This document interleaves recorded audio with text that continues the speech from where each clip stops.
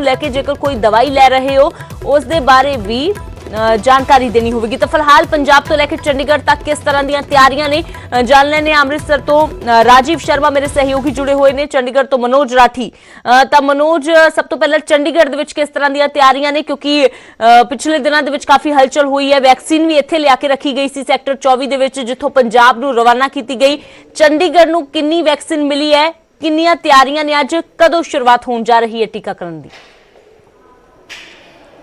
बिल्कुल अमृत, जे आप गल करिए चंडीगढ़ की, चंडीगढ़ च 12,000 वैक्सीन जी है वो इत्थे पहुंची है। पहले फेस से जी 12,000 वैक्सीन है तो 8 सेंटर बनाए सी, लेकिन हुण पहला जो फेस है, अज जी वैक्सीनेशन लगनी है, जो टीकाकरण होना है, वो 12,000 वैक्सीन जी पहुंची सी। वो 4 सेंटर जोड़े है बनाए गए हैं। सैक्टर 16 जिथे असी खड़े हैं, कोशिश करांगे तुहानूं दिखाने की पूरी तैयारियां जिहड़ियां इत्थे वैक्सीनेशन सेंटर जिहड़ा 16 का, क्योंकि 4 सेंटर बनाए गए, 16, 45 ते सैक्टर 32 हॉस्पिटल। इत्थे हुण थोड़ी देर तक जिहड़ी है वो वैक्सीनेशन का जिहड़ा काम है वो शुरू हो जाएगा। पूरा स्टार्टिंग दा तुहानूं दस कोशिश करते हैं कि किस तरह का प्रोसैस है। इत्थे हुण तैयारियां जिहड़ी है पूरी चल रही हैं। इत्थे पहला जिहड़ा भी हैल्थ वर्कर इत्थे जिहदा वैक्सीनेशन होना है, जिहदा रजिस्टर ते भरिया होया, उहनूं पहला सैनिटाइज मास्क, उस तो बाद उहदा जिहड़ा थर्म जिहड़ा चैक होना है, उस तो बाद अंदर जाके तुहानूं दिखाते हैं कि किस तरह की जी इन्हां दी तैयारियां जिहड़ियां हैं वो की जा रही। क्योंकि हुण थोड़ी देर तक ये सारा जिहड़ा प्रोसैस है, जिहड़े डॉक्टर्स ने, जिहड़े सीनियर अधिकारी ने, क्योंकि ये भी दस्सिया जा रहा है कि एडवाइज़र गवर्नर जिहड़े हैगे वो भी इत्थे जायजा जिहड़ा है वो इत्थे पहुंचणगे। ते कोशिश करांगे तुहानूं दिखाण दी कि वेटिंग रूम दे नाल ऑब्जरवेशन रूम ते जिथे वैक्सीनेशन लगनी है उत्थे ये सारा जिहड़ा प्रोसैस है तुसीं वेख सकते हो। पहला वेटिंग रूम है, इत्थे वेटिंग रूम है, रजिस्टर पहला वेटिंग करन तो बाद उत्थे जिहड़ा रजिस्टर पोर्टल है, तुसीं क्योंकि सब तो वड्डी गल है कि जिहड़ा रजिस्टर ते पोर्टल किया गया है, उत्थे आके इत्थे पहला रजिस्टर जिहड़ा हैगा वो चैक करना, वेरीफाई करना पएगा कि किसी नूं किसी तरह की कोई प्रॉब्लम तो नहीं है, किसी नूं कोई ब्लीडिंग या किसी भी तरह की कोई पहला बीमारी या किसी भी तरह की कोई मेडिसिन जिहड़ा है वो लै रहा है। उस तो बाद उन्होंने वेरीफाई करन तो बाद जिहड़ा वैक्सीनेशन रूम बनाया गया है, जिथे डॉक्टर्स की जिहड़ी टीम है, होर जिहड़ी ट्रेनिंग की जिहड़ी टीम है वो लाया गया। हुण तुसीं वेख सकते हो कि ये जिहड़े सोशल डिस्टेंसिंग का तेरा ध्यान रखा गया है, उहदे उत्ते भी पूरे मार्क किए गए हैं। इत्थे ये जिहड़ा कंप्यूटर रखा हुआ है, इत्थे पहला रजिस्टर वेरीफाई होएगा जिहड़ा बेनीफिशरी है, उस तो बाद नाल दे बिल्कुल वैक्सीनेटर जिथे वैक्सीन लगनी है, ये नाल वाला जिथे डॉक्टर्स जिहड़ी है टीम वैक्सीन जिहड़ी है वो वैक्सीनेशन जिहड़ी है टीकाकरण लाएगी। उस तो बाद नैक्सट वाला रूम जिहड़ा हैगा ऑब्जरवेशन रूम है, यानी कि आधा घंटा ये ऑब्जरवेशन रूम बनाया गया, यानी कि इनू ऑब्जरवेशन रूम दिता गया कि वैक्सीनेशन तो बाद इत्थे जिहड़े हैल्थ वर्कर्स ने, जिन्होंने जिहड़े बेनीफिशरीज ने, उन्होंने इत्थे बिठाया जाएगा, यानी कि 30 मिनट का जिहड़ा हैगा वो उन्होंने बिठा के इत्थे रखा जाएगा। अगर बाई चांस किसी को कोई प्रॉब्लम होंदी है तो नाल वाले रूम च बैड जिहड़े हैगे वो भी सुविधा जिहड़ी है दित्ती गई है।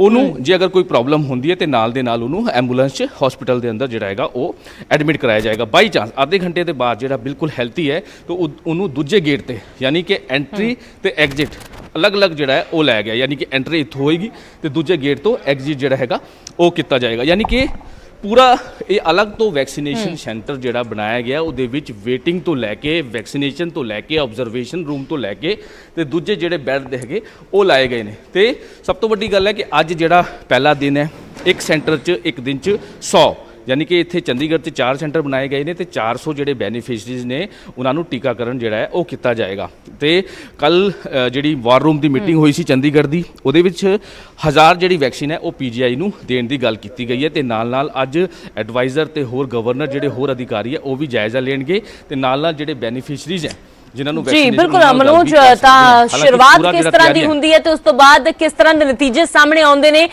देखना काफी अहम है। लगातार नजर बनी हुई है कि अज पूरा दिन किस तरह कोरोना के अंत लई जो तैयारियां कीतियां गईयां ने सिरे चढ़दियां ने। अमृतसर तो राजीव शर्मा मेरे सहयोगी जुड़े हुए ने। तो राजीव, जिस दिन का इंतजार पूरी दुनिया कर रही थी, आखिरकार भारत दे विच अज दिन आ गया है। अमृतसर दे विच फिलहाल किस तरह दी तैयारियां ने, किन्ने सेंटर बनाए गए ने, किन्नी वैक्सीन अमृतसर नूं मिली है? जी देखो अमृत, सब तो पहला जो शुरुआत की जानी है वो सिर्फ तो सिर्फ अमृतसर का जो सिविल हॉस्पिटल है उत्थों की जानी है। और 11:30 बजे के करीब जो कैबिनेट मंत्री ने ओम प्रकाश सोनी वो इत्थे पहुंचणगे और रस्मी तौर पर जो टीकाकरण है उसकी शुरुआत की जाएगी। क्योंकि हले सवेर का समा, क्योंकि 2-3 दिन पहला जो वैक्सीन पहुंची सी उस वेले भी जो सेहत विभाग के अधिकारी ने तो उन्होंने पूरी ਤਿਆਰੀ ਜਿਹੜੀ ਹੈ ਉਸ ਦਾ ਜਾਇਜ਼ਾ ਲਿਆ। ਔਰ ਉਸ ਤੋਂ ਪਹਿਲਾਂ ਡਰਾਈ ਰਨ ਜਿਹੜਾ ਕੀਤਾ ਗਿਆ ਸੀ ਤਾਂ ਉਹ ਵੀ ਅੰਮ੍ਰਿਤਸਰ ਦੇ ਸਿਵਲ ਹਸਪੀਟਲ ਦੇ ਵਿੱਚ ਹੀ ਕੀਤਾ ਗਿਆ ਸੀ। ਤਾਂ ਕੱਲ ਜੋ ਬੀਤਿਆ ਕੱਲ ਉਸ ਦਿਨ ਜੋ ਹੈ ਅੰਮ੍ਰਿਤਸਰ ਦੇ ਜੋ ਡਿਪਟੀ ਕਮਿਸ਼ਨਰ ਨੇ ਉਹਨਾਂ ਵੱਲੋਂ ਸਾਰੇ ਵੱਖ-ਵੱਖ ਸਿਹਤ ਵਿਭਾਗ ਔਰ ਜੋ ਅੰਮ੍ਰਿਤਸਰ ਦਾ ਮੈਡੀਕਲ ਕਾਲਜ ਹੈ ਉਸ ਦੇ ਨਾਲ ਸੰਬੰਧਿਤ ਅਧਿਕਾਰੀਆਂ ਦੇ ਨਾਲ ਉਹਨਾਂ ਵੱਲੋਂ ਮੀਟਿੰਗ ਕੀਤੀ ਗਈ। ਔਰ ਇਸ ਪੂਰੀ ਜਿਹੜੀ ਪ੍ਰਕਿਰਿਆ ਇਸ ਨੂੰ ਸੁਚਾਰੂ ਢੰਗ ਦੇ ਨਾਲ ਕਿਸ ਤਰੀਕੇ ਦੇ ਨਾਲ ਜੋ ਹੈ ਅਮਲੀ ਜਾਮਾ ਪਹਿਨਾਇਆ ਜਾਣਾ, ਕਿਸ ਤਰੀਕੇ ਦੇ ਨਾਲ ਇਸ ਨੂੰ ਨੇਪਰੇ ਚਾੜਿਆ ਜਾਣਾ, ਇਸ ਦੀਆਂ ਤਿਆਰੀਆਂ ਜਿਹੜੀਆਂ ਨੇ ਕੱਲ ਮੁਕੰਮਲ ਕਰਨੀਆਂ ਗਈਆਂ ਸੀ। ਤਾਂ ਫਿਲਹਾਲ ਸਿਵਲ ਹਸਪੀਟਲ ਦੇ ਵਿੱਚ ਮੈਂ ਮੌਜੂਦ ਹਾਂ। ਕੁਝ ਦੇਰ ਬਾਅਦ ਜਿਹੜੇ ਸੰਬੰਧਿਤ ਅਧਿਕਾਰੀ ਨੇ ਜਾਂ ਫਿਰ ਜਿਹੜੇ ਸਟਾਫ ਮੈਂਬਰ ਨੇ ਉਹ ਇੱਥੇ ਪਹੁੰਚਣਗੇ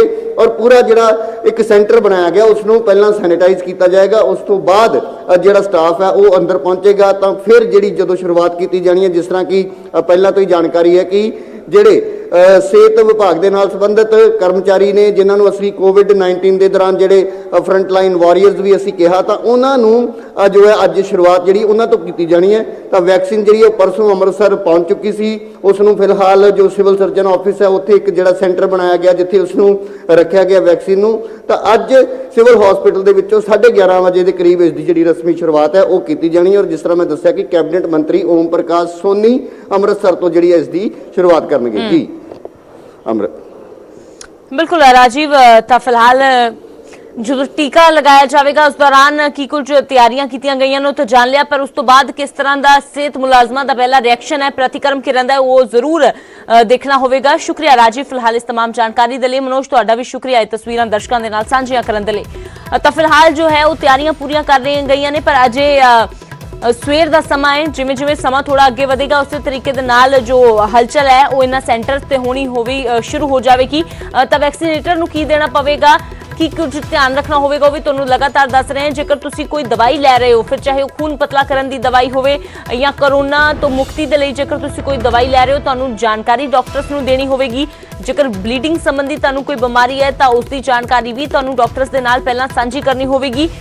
ਇਮਿਊਨਿਟੀ ਜੇਕਰ ਤੁਹਾਡੀ ਕਮਜ਼ੋਰ ਹੈ ਤੇ ਇਸ ਨੂੰ ਮਜ਼ਬੂਤ ਕਰਨ ਦੇ ਲਈ ਤੁਸੀਂ ਕੋਈ ਦਵਾਈ ਲੈ ਰਹੇ ਹੋ ਤਾਂ ਉਸ ਦੇ ਲਈ ਵੀ ਜੋ ਹੈ ਤੁਹਾਨੂੰ ਜਾਣਕਾਰੀ ਦੇਣੀ ਹੋਵੇਗੀ। ਵੈਕਸੀਨ ਜਦੋਂ ਲਗਾਈ ਜਾਵੇਗੀ ਤਾਂ ਉਸ ਤੋਂ ਬਾਅਦ 30 ਮਿੰਟ ਤੱਕ ਆਬਜ਼ਰਵੇਸ਼ਨ ਹਾਲ ਦੇ ਵਿੱਚ ਰੱਖਿਆ ਜਾਵੇਗਾ ਵੈਕਸੀਨੇਟਰ ਨੂੰ। ਐਮਰਜੈਂਸੀ ਦੇ ਲਈ ਐਂਬੂਲੈਂਸ ਵੀ ਰਹੇਗੀ ਕਿ ਜੇਕਰ ਕੋਈ ਹਾਲਾਤ ਜਾਂ ਕਿਸੇ ਦੀ ਸਿਹਤ ਵਿਗੜਦੀ ਹੈ ਤਾਂ ਫਿਰ ਉਸ ਨੂੰ ਐਮਰਜੈਂਸੀ ਲਿਜਾਇਆ ਜਾ ਸਕੇ ਹਸਪਤਾਲ।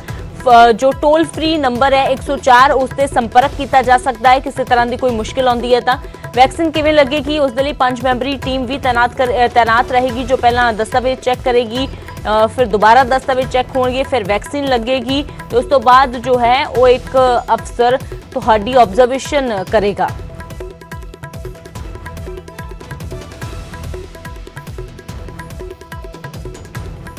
ਤਾਂ ਕੋਵਿਡ-19 ਮਹਾਮਾਰੀ ਨੇ ਆਪਸੀ ਨਿਰਭਰਤਾ ਦੀ ਭਾਵਨਾ ਨੂੰ ਮਜ਼ਬੂਤ ਕੀਤਾ ਹੈ ਜਿਸ ਨਾਲ ਪੂਰਾ ਦੇਸ਼ ਇਸ ਮੁਸੀਬਤ ਦਾ ਇਕਜੁੱਟ ਹੋ ਕੇ ਮੁਕਾਬਲਾ ਕਰ ਸਕੇ। ਵੈਕਸੀਨੇਸ਼ਨ ਦੇ ਐਲਾਨ ਤੋਂ ਬਾਅਦ ਜ਼ਰੂਰਤ ਹੋਵੇਗੀ ਕਿ ਅਸੀਂ ਆਪਣਾ ਮੋਹਰੀ ਯੋਗਦਾਨ ਦਈਏ। ਨੈਟਵਰਕ 18 ਇਸ ਮੁਹਿੰਮ 'ਚ ਹਰ ਕਦਮ ਤੇ ਤੁਹਾਡੇ ਨਾਲ ਹੋਵੇਗਾ ਕਿਉਂਕਿ ਜਦੋਂ ਤੱਕ ਸਾਰੇ ਸੁਰੱਖਿਅਤ ਨਹੀਂ ਹੁੰਦੇ ਉਦੋਂ ਤੱਕ ਕੋਈ ਵੀ ਸੁਰੱਖਿਅਤ ਨਹੀਂ ਹੋਵੇਗਾ। ਇਸੇ ਸੋਚ ਦੇ ਆਧਾਰ ਤੇ ਕੈਂਪੇਨ ਸੰਜੀਵਨੀ ਦਾ ਉਦੇਸ਼ ਇਹ ਸੁਨਿਸ਼ਚਿਤ ਕਰਨਾ ਹੈ ਕਿ ਵੈਕਸੀਨ ਪਾਉਣਾ ਸਾਰੇ ਭਾਰਤੀਆਂ ਦਾ ਅਧਿਕਾਰ ਹੈ।